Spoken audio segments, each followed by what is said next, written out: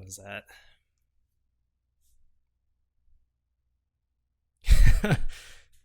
Okay. Alright, let's play. Alright, options, Stanley Parable. I just got this game on the Humble Bundle and I heard it was good, so try a little playthrough. This is interesting. Little mouse in the mouse. Okay, begin game.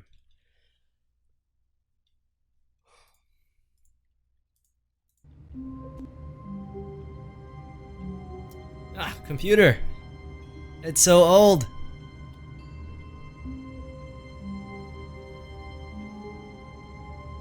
Oh, I thought it was a cutscene. Okay. What do I do? Can I do anything?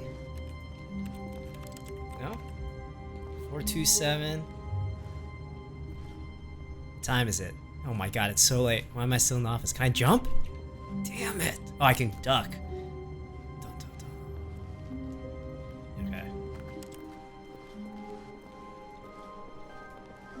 Where am I? Oh my god. All of his co-workers were gone. What could it mean? Stanley decided to go to the meeting room. Perhaps he had simply missed a memo. Who's talking? Okay. Oh, it's like the middle of the day. Everyone's probably at lunch. Meeting room. Oh my god, look at this shithole here. I just want to jump. I hate Mondays. Where's this meeting room? Yo, can I run? No. When Stanley came to a set of 2 open doors, he entered the door on his left. Oh.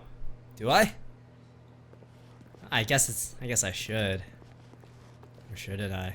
I'll go left. Yikes.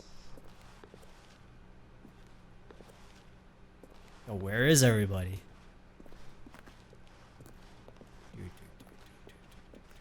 Yet there was not a single person here either. Feeling a wave of disbelief, Stanley decided to go up to his boss's office, hoping he might find an answer there. Get Chris out of the broom closet. Hire someone to synergize papers. Papers are too synergized. Fire paper guy. Who moved my desk? Oh, what is this at the bottom? What does that say? Please keep the targets on the topic. Alright. Looks like a great company. Do not alter without consulting whiteboard. Manager. Number slides on the slide. Okay, I'm out of here. Clearly, no one cares. Coming to a staircase, Stanley walked upstairs to his boss's office. Alright, I'm gonna go down this time. Let's see what happens. Ooh, red light. I don't like the foreshadowing.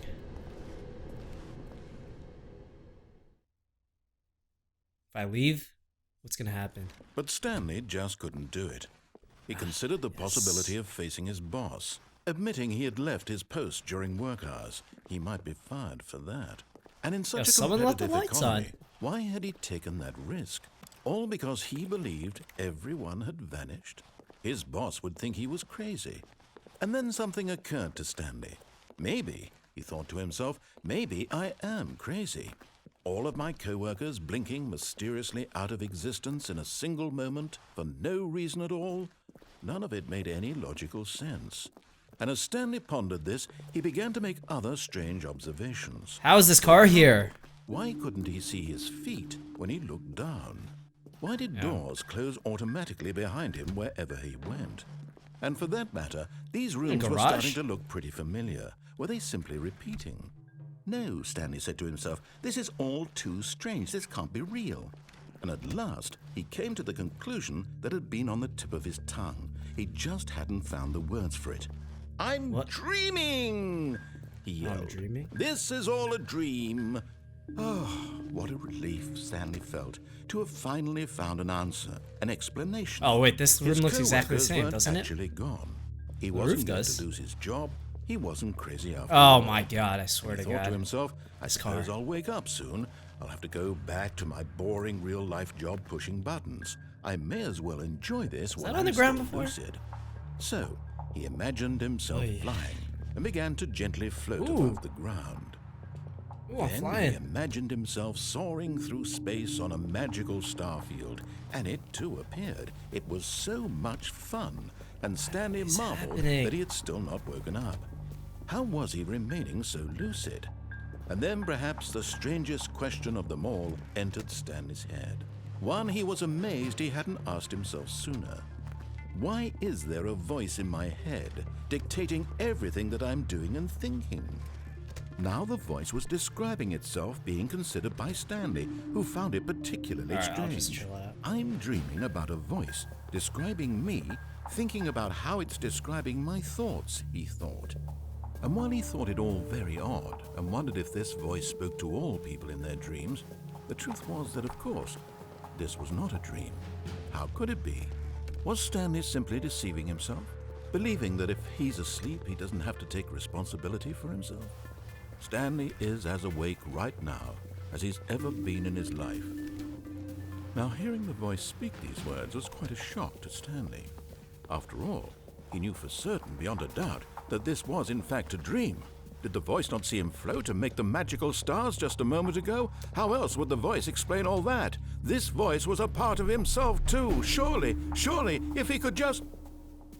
He would... Oh, there's an elevator here. He would prove that he was in control, that this was a dream. I'm in control. So he closed his eyes gently, and he invited himself to wake up. He felt the cool weight of the blanket on his skin, the press of the mattress on his back, the fresh air of a world outside this one. Okay. Let me wake up, he thought to himself. Am I gonna wake up in the office? I'm through with this dream. I wish it to be over. Let me go back to my job. Let me continue pushing the buttons. Please, it's all I want. I want my apartment, and my wife, and my job. All I want is my life exactly the way it's always been. My life is normal. I am normal. Everything will be fine. I am okay. I'm in the same place. Stanley began screaming. Please, someone wake me up. My name is Stanley. I have a boss. I have an office. I am real. Please, just someone tell me I am real. I must be real. I must be. Can anyone hear my voice? Who am I? Who am I? And everything went black. Yeah, I should have gone up to the boss. This is the story of a woman named Mariella. Mariella woke up on a day like any other. She arose, got dressed, gathered her belongings, and walked to her place of work. But on this particular day, her walk was interrupted by the body of a man who had stumbled through town talking and screaming to himself, and then collapsed dead on the sidewalk. I died already? She soon turned to go call for an ambulance. For just a few brief moments, she considered the strange man. He was obviously crazy. This much she knew. Everyone knows what crazy people look like. And in that moment, she thought to herself how lucky she was to be normal. I am sane. I am in control of my mind. I know what is real and what isn't. It was comforting to think this, and in a certain way, seeing this man How did I die? Better. But then she remembered the meeting she had scheduled for that day. The very important people whose impressions of her would affect her career, and by extension, the rest of her life. She had no time for this, so it was only a moment that she stood there, staring down at the body. And then she turned and ran.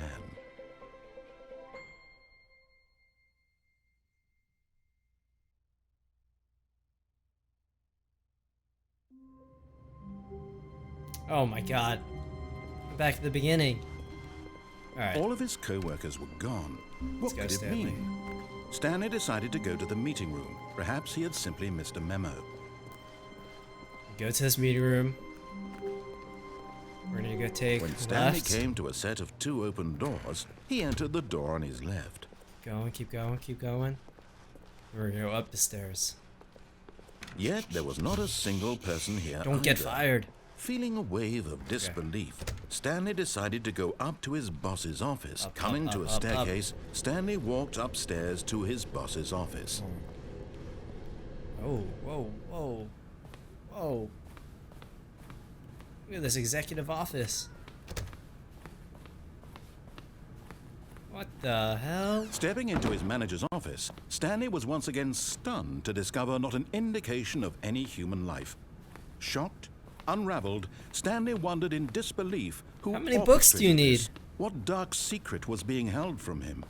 What he could not have known was that the keypad behind the boss's desk guarded the terrible truth that his boss had been keeping from him.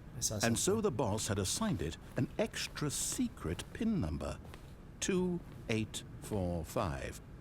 Okay. But of course, Stanley couldn't possibly have known this. 45. Yet incredibly, by simply pushing random buttons on the keypad, Stanley happened to Oh! input the correct code by sheer luck. Amazing. He stepped into the newly opened passageway. This looks dangerous. Wait, this passageway is upstairs as well? Shit. Okay, let's go down.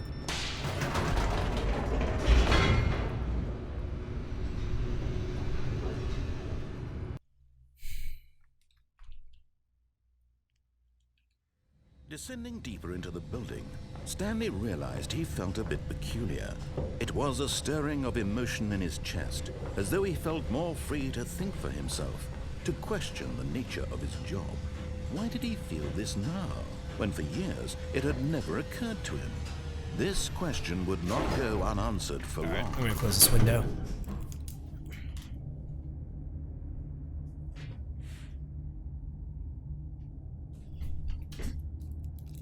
Ah, much better. Okay, Stanley.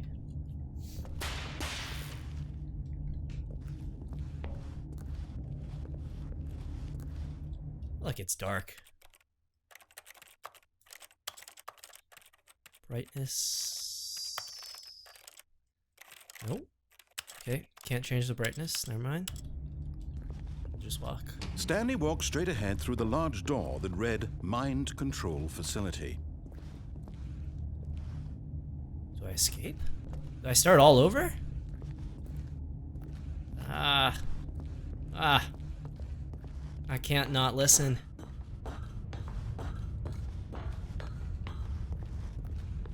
The hell is this? What does that say? Ah, okay. What am I supposed to do here? Press it? The lights rose on an enormous room packed with television screens. Oh. What horrible secret did this place hold? Television screens. Stanley thought to himself. This is like the Did he Matrix. have the strength to find out? Let's go.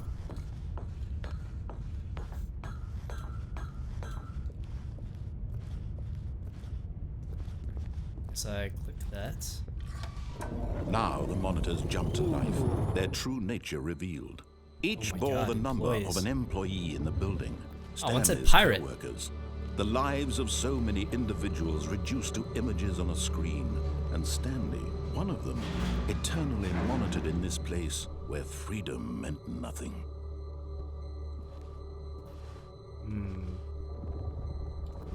Okay. Seems inefficient, but... Oh. Pirate?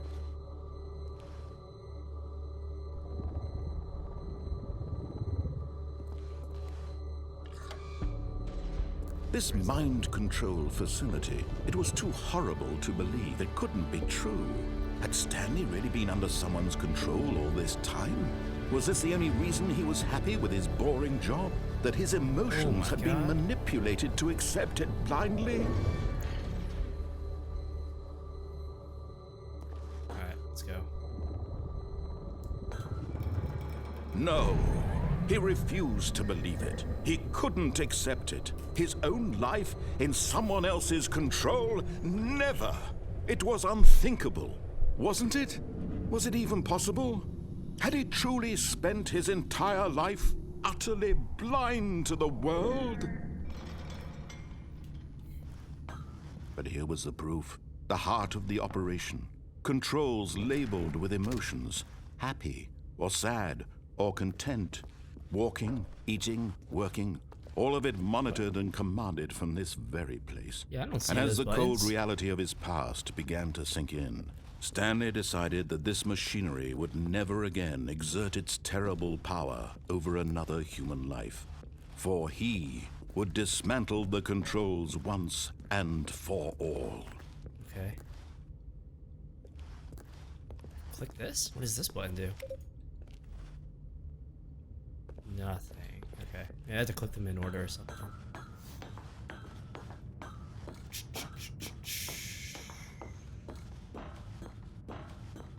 System power.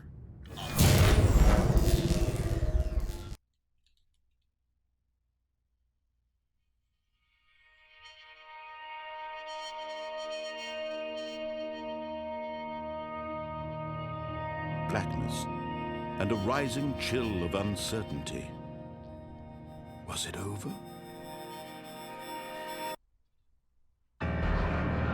Yes. He had won. He had defeated the machine, unshackled himself from someone else's command. Freedom was mere moments away. And yet, even as the immense door slowly opened, Stanley reflected on how many puzzles still lay unsolved. Where had his co-workers gone? How had he been freed from the machine's grasp? Oh, is this the end of one of them? What other mysteries did this strange building hold? But as sunlight streamed into the chamber, he realized none of this mattered to him. For it was not knowledge or even power that he had been seeking, but happiness. Perhaps his goal had not been to understand, but to let go. No longer would anyone tell him where to go, what to do, or how to feel. Whatever life he lives, it will be his. And that was all he needed to know. It was perhaps the only thing worth knowing. Stanley stepped through the open door. What are all these stone fences doing? Stanley felt the cool breeze upon his skin, the feeling of liberation, the immense possibility of the new path before him. This was exactly the way, right now, that things were meant to happen. And Stanley was happy.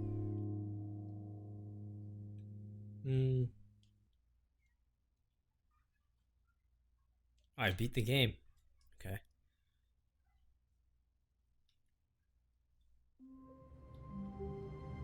Oh my god, I'm back in the beginning. Okay. All of his co-workers were gone. What could it mean? Stanley decided to go to the meeting room. Perhaps he had simply missed a memo. I'll just go right this time? Or should I just go left? And then go through When this. Stanley came to a set of 2 open doors, he entered the door on his left. Shit, there's so many possibilities. Okay. I know what it will be. Yet there was not a single person here either. Feeling a wave of disbelief, Stanley decided to go up to could his turn the boss's thing coming to on. a staircase. Stanley walked upstairs to